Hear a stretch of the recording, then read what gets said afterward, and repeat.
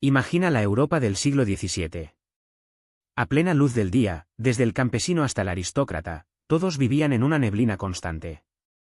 El agua no era segura, así que la cerveza era la única forma de hidratarse. El alcohol era el combustible de la época, pero también su freno. La sociedad entera operaba en un estado de letargo funcional. Imagina intentar construir la ciencia moderna con la mente nublada por la fermentación. Entonces, algo cambió. Un extraño brebaje negro llegó desde los puertos otomanos para desafiar al vino. No embriagaba, no entorpecía, al contrario, parecía encender una chispa eléctrica en el cerebro. De repente, la gente empezó a despertar. La cafeína irrumpió en las venas de una sociedad que llevaba siglos aletargada. Por primera vez, Europa descubrió el valor de la lucidez mental colectiva. El café no solo era una bebida, era un interruptor social. La sobriedad se convirtió en la nueva moneda de cambio. La productividad dejó de ser un sueño para convertirse en una rutina diaria. Aquellos que antes pasaban sus días bebiendo para olvidar, ahora se reunían para pensar.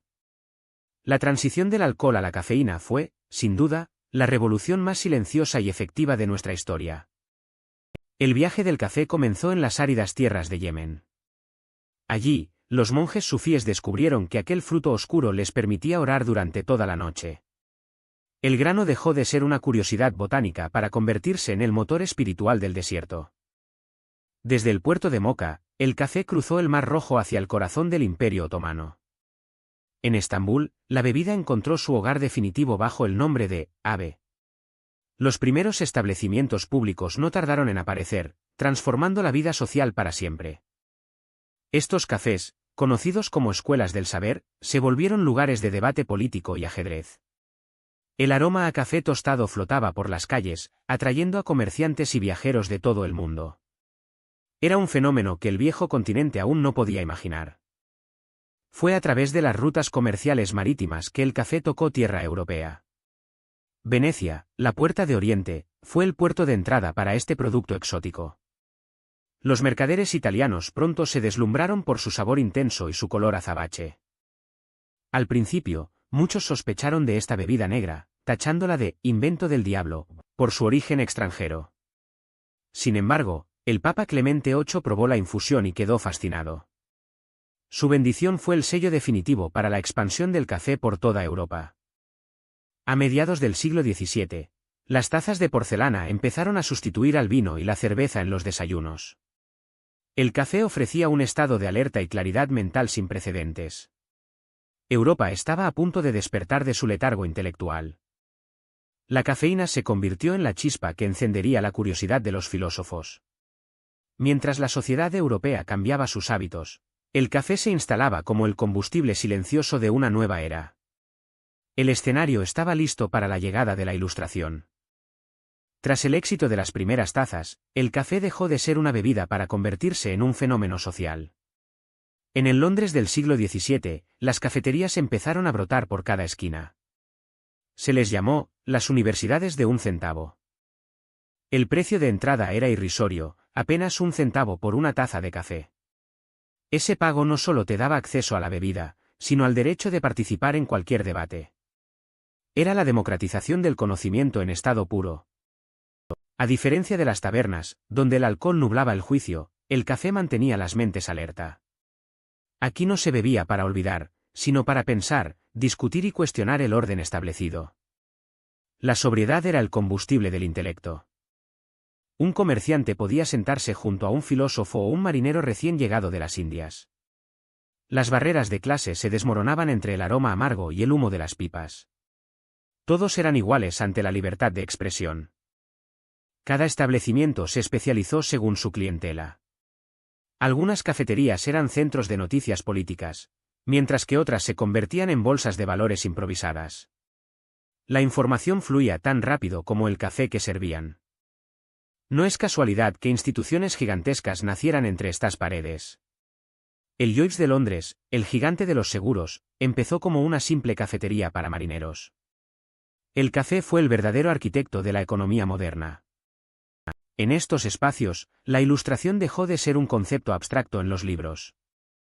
Se convirtió en un ejercicio diario de dialéctica y desafío. Londres estaba despertando, y lo hacía con una taza de café en la mano. Si las tabernas eran el reino de la embriaguez, los cafés se convirtieron en el templo de la sobriedad lúcida. En el París del siglo XVIII, el café dejó de ser una simple bebida para transformarse en un catalizador de ideas prohibidas. El epicentro de esta revolución intelectual fue el Café Procope. Fundado en 1686, sus mesas de mármol fueron testigos de los susurros que cambiarían el destino de Francia y del pensamiento occidental. Aquí, la cafeína sustituyó al vino, despejando la mente para la dialéctica. En este ambiente, el pensamiento dejó de ser un ejercicio solitario para convertirse en un deporte de contacto intelectual. Voltaire, con su ingenio afilado, lo convirtió en su despacho principal. Se dice que llegaba a tomar hasta 40 tazas de café al día, manteniendo su mente encendida mientras desafiaba al poder establecido. A pocos metros, Rousseau y Diderot tejían los hilos de la enciclopedia. Entre sorbos humeantes, debatían sobre la libertad, la igualdad y la naturaleza humana, sentando las bases del mundo moderno. El café actuó como un igualador social. En el Procope, un noble podía sentarse junto a un escritor pobre. Siempre que tuvieran algo inteligente que decir, la jerarquía simplemente se evaporaba. No eran solo locales de ocio, sino verdaderos laboratorios de pensamiento crítico. Sin estas paredes, el espíritu de la Ilustración habría carecido del refugio necesario para convertir la utopía en realidad política. El cambio fue radical. Mientras Europa despertaba del letargo de la cerveza y el vino, el café inyectaba una energía nueva y estimulante en las mentes de la clase burguesa emergente. La productividad dejó de medirse en horas de sol para medirse en tazas de café negro. Los comerciantes londinenses pronto comprendieron que el café era el mejor aliado para los negocios. En lugar de tabernas oscuras, eligieron cafés para cerrar tratos importantes. La cafeína mantenía a todos alertas, acelerando el pulso del comercio internacional. Edward Lloyd, un emprendedor visionario, abrió un café que se convertiría en leyenda. Allí, los capitanes de barco y aseguradores compartían información vital entre sorbos humeantes. Ese pequeño establecimiento fue el embrión de la actual Bolsa de Londres y el mercado de seguros Lloyds. Pero el café no solo servía para el dinero, también alimentaba el intelecto. La Royal Society, el epicentro de la ciencia británica, encontró en estas cafeterías su segunda casa. Newton y sus colegas debatían teorías bajo el efecto del brebaje oscuro. La claridad mental que proporcionaba la cafeína era perfecta para el método científico.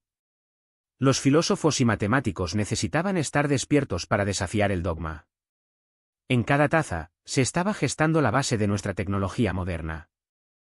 Se crearon las llamadas universidades de un centavo, donde por el precio de una taza, cualquier ciudadano accedía a debates de alto nivel. La Ilustración no ocurrió en los palacios, sino en las mesas compartidas de los cafés. Fue la democratización del conocimiento. Sin el café, la revolución industrial y la ciencia moderna habrían sido mucho más lentas. Este combustible vegetal transformó a una sociedad somnolienta en una máquina de innovación constante. La historia se escribió, literalmente, bajo los efectos de la cafeína. No todo el mundo celebraba el auge de los cafés. Para las monarquías absolutas, estos locales no eran centros de cultura, sino nidos de serpientes. El café despertaba la mente, y con ella, la peligrosa costumbre de cuestionar la autoridad. En el Londres de 1675, el rey Carlos II intentó clausurar todos los cafés del reino. Los consideraba lugares donde los ociosos conspiraban contra la corona. El decreto real causó tal revuelo que tuvo que retractarse a los pocos días. El miedo al pensamiento libre era real. Mientras el alcohol embotaba los sentidos y mantenía al pueblo sumiso, el café los mantenía despiertos y analíticos. Un súbdito ebrio es un súbdito obediente, un súbdito cafeinado es un ciudadano peligroso. En el Oriente Medio, el sultán Murad IV fue aún más lejos en su cruzada. Persiguió a los bebedores de café con castigos brutales, patrullando las calles de noche para atrapar a los infractores. Creía que prohibir la bebida detendría la disidencia política. Pero el café ya era imparable, como una marea negra que no conocía fronteras. Ni las ejecuciones, ni los edictos reales pudieron frenar su expansión. La gente prefería arriesgarse a la cárcel antes que renunciar a su dosis de lucidez. La historia nos enseña que cuando un gobernante teme a una bebida, es porque teme a las conversaciones que nacen alrededor de ella. Al intentar prohibir el café, los reyes solo lograron convertirlo en el símbolo definitivo de la libertad de expresión. Así, el café dejó de ser una simple bebida para convertirse en el combustible de la razón. Las antiguas tabernas de cerveza dieron paso a cafés intelectuales, donde la mente despejada sustituyó a la embriaguez. Fue el despertar definitivo de una sociedad que empezaba a cuestionarlo todo. En las mesas de mármol de París, el humo del café se mezclaba con las ideas más peligrosas de la época. Filósofos y pensadores encontraron en la cafeína el aliado perfecto para largas noches de debate. La Revolución Francesa no comenzó solo en las calles, sino en una taza humeante. La cafeína alteró nuestro ritmo biológico, permitiéndonos trabajar más allá de la puesta del sol. Este cambio químico fue el motor que impulsó la Ilustración, acelerando la producción de tratados y enciclopedias. Nunca antes la humanidad había sido tan consciente de su propio potencial. Al democratizarse el consumo, las jerarquías sociales se disolvieron frente a la mesa del café. Ya no importaba el linaje, sino la agudeza de tus argumentos frente a tus compañeros. Fue, quizás, el primer espacio público donde la meritocracia nació al calor de una infusión. Hoy, cuando sostenemos nuestra taza cada mañana, estamos invocando ese mismo legado histórico. Somos herederos de una revolución que cambió la estructura misma de nuestras sociedades modernas. Sin ese grano amargo, el mundo tal como lo conocemos simplemente no existiría. Cerramos este viaje entendiendo que el café fue mucho más que una moda pasajera. Fue el catalizador necesario para que la razón venciera al dogma y el progreso se volviera inevitable. La próxima vez que bebas café, recuerda, estás bebiendo el sabor de la historia.